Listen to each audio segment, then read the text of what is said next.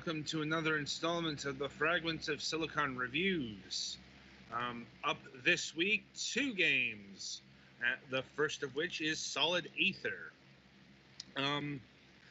Also, on a happy note, both games this week, everyone got. Hooray! Indeed. I've mentioned this before, but it's getting harder and harder to get, 4 codes.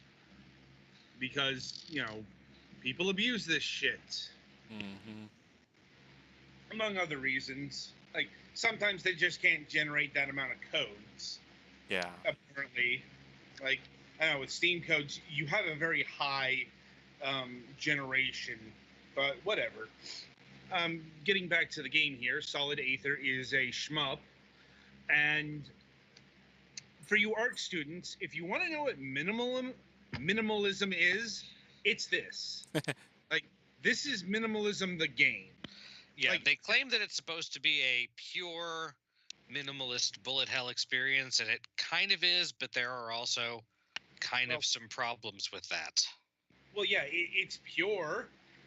It's just that's not necessarily the best thing. Yeah. Right. Because this is not just minimalism in its graphics. It's minimalism in its design. If you're seeing the footage here, which is rendered in an unusual aspect ratio for our program, but this is not unusual for shmups. These are the vertically oriented shmups look like this. Yeah, this is basically Tate mode. A lot of bullet hells are vertically oriented because it gives you more time to see the bullets. Right. Granted, seeing the bullets here is kind of hard. Or at least, your bullets, because for whatever reason, they're a light gray, and you can barely see them. Mm-hmm. Yeah. It's probably not be distracting. Generally, you're just shooting straight ahead. There's rarely ever a reason to not do it.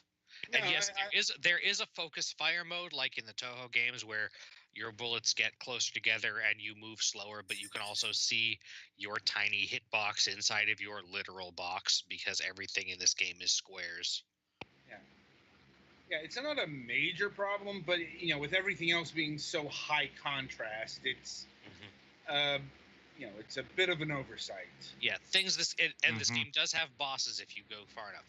Things this game does not have: bombs, designs that indicate the difference between different kinds of enemies, because not all of the identical black squares actually behave the same.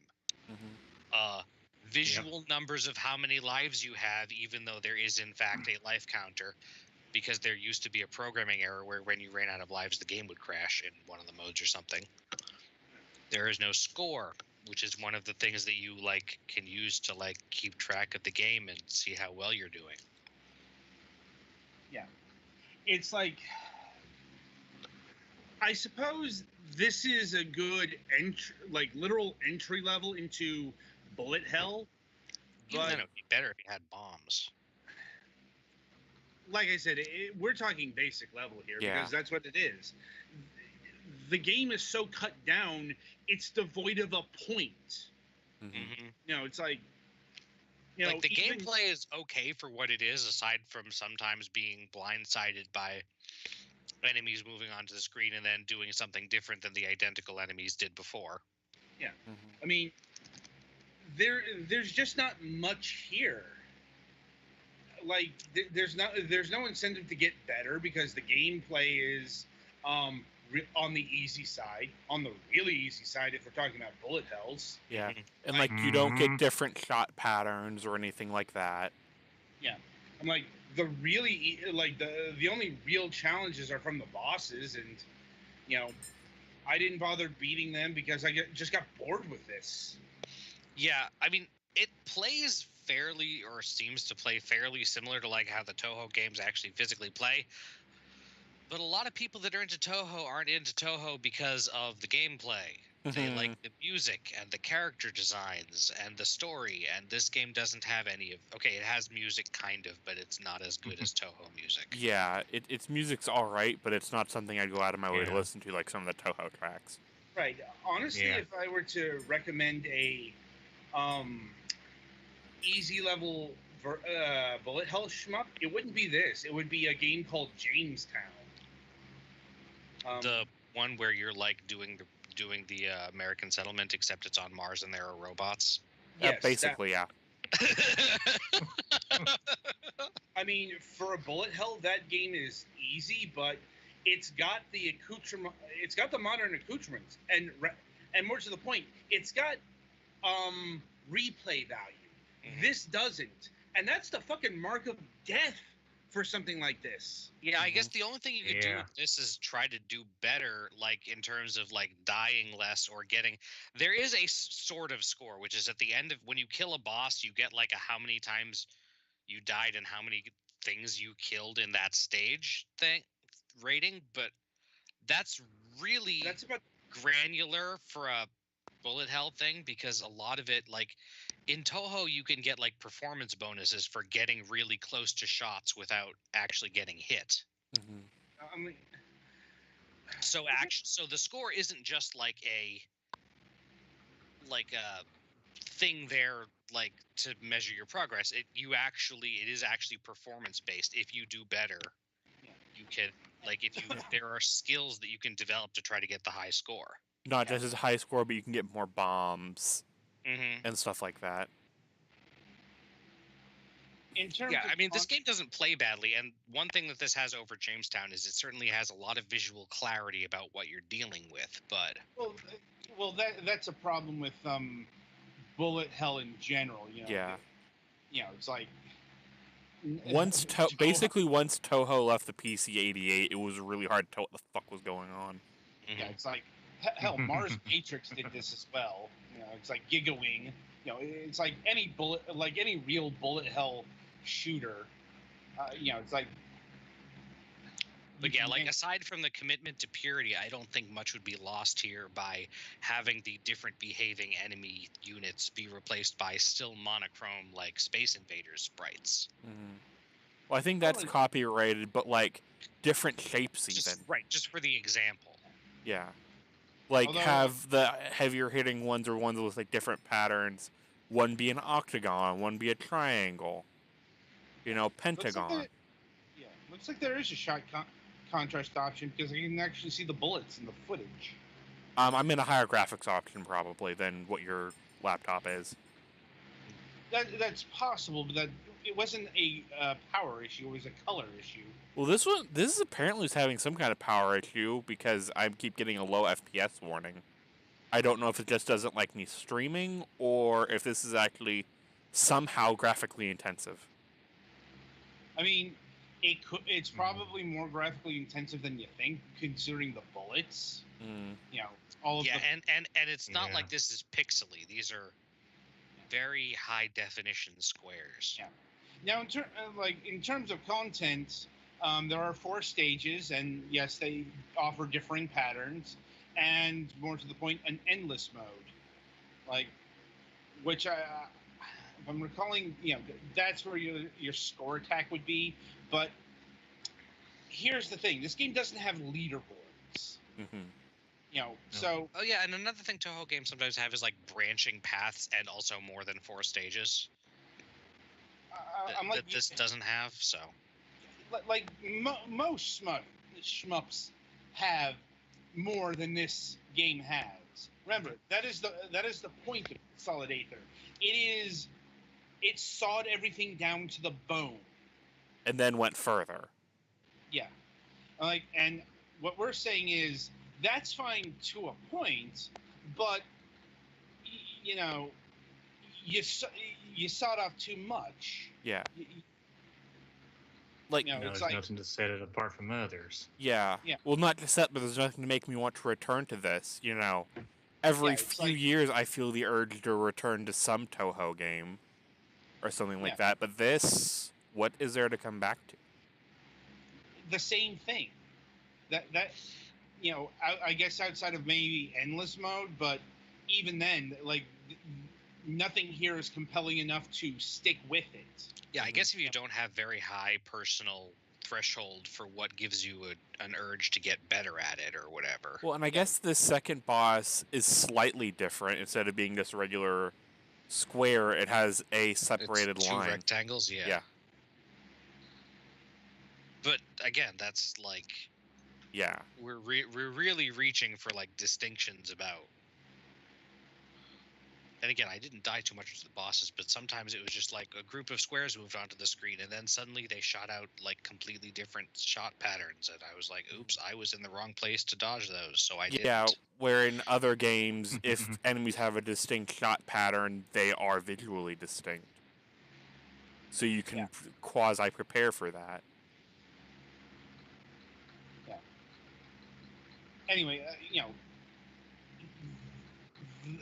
the big problem, other than a lack of content, and a lack of an overall point, is the difficulty threshold is very low.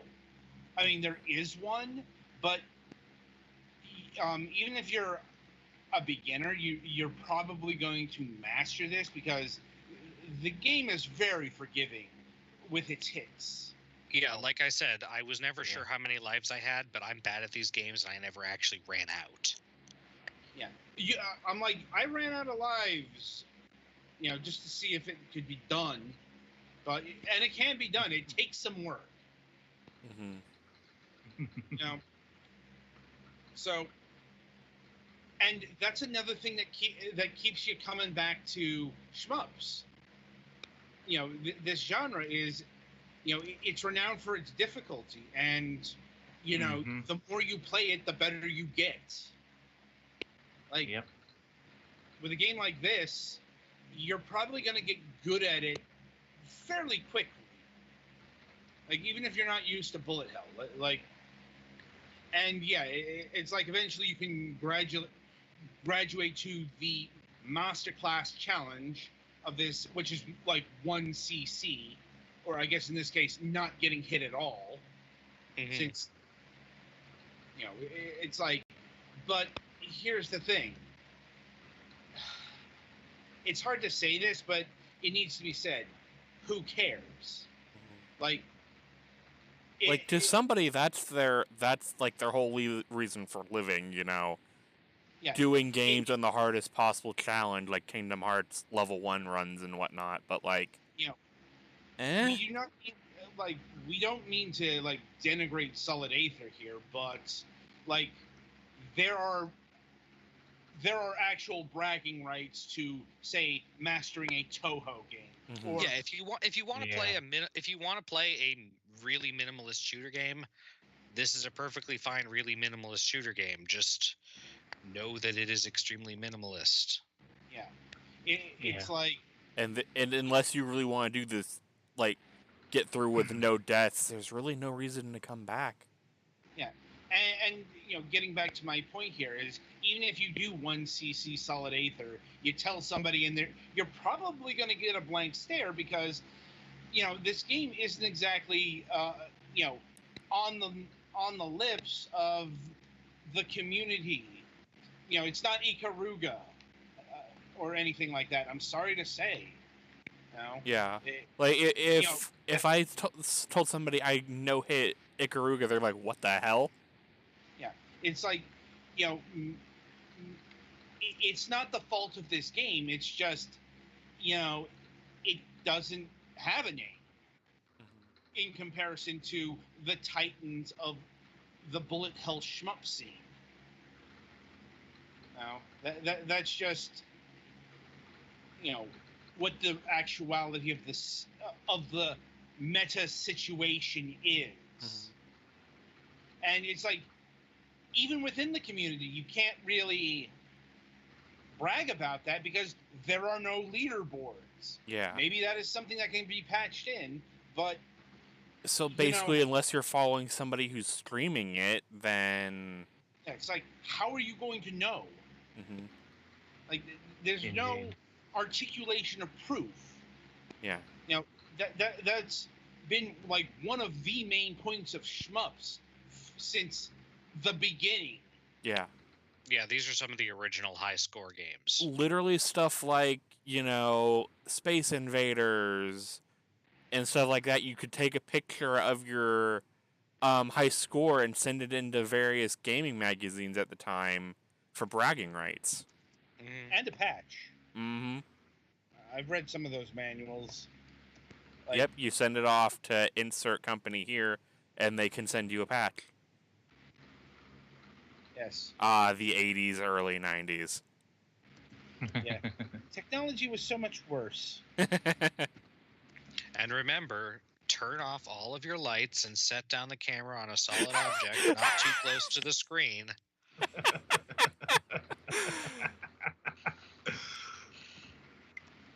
Indeed. I'm like, it's like I said, we are not bashing the game. It's just, it's not existent in a vacuum. Mm-hmm. Is the point? Like, you got to keep that in mind. Yeah. It's like, anyway, so in terms of pricing, this game clocks in at $7, and yeah, that's a little too much to be asking for this. Yeah, if it had like leaderboards or even some kind of replay value, that'd be fine. But in the state it is in right now, no. Yeah, it's like at that point you're paying extra for lack of features. Yeah, it's like, you can pick up Ikaruga on Steam for about $10. Like, and while that is a much harder game, it's like it's a much more lasting value. Mm-hmm. It's Ikaruga will get you real good. Or it's like it's got the time-tested replay value that something that Solid Aether lacks. Like, if this was clocking in at $2 to $3, I'd say go for it. But at $7, no. I could not recommend it at that price. Like, as far as more features coming to the game, I would not expect that, since, once again, the thesis statement of Solid Aether is minimalism, and to add would be to go against that. It's a bit of a paradox, but there it is. Right then. So, any final words on Solid Aether here? Not really. At least not that I can think of.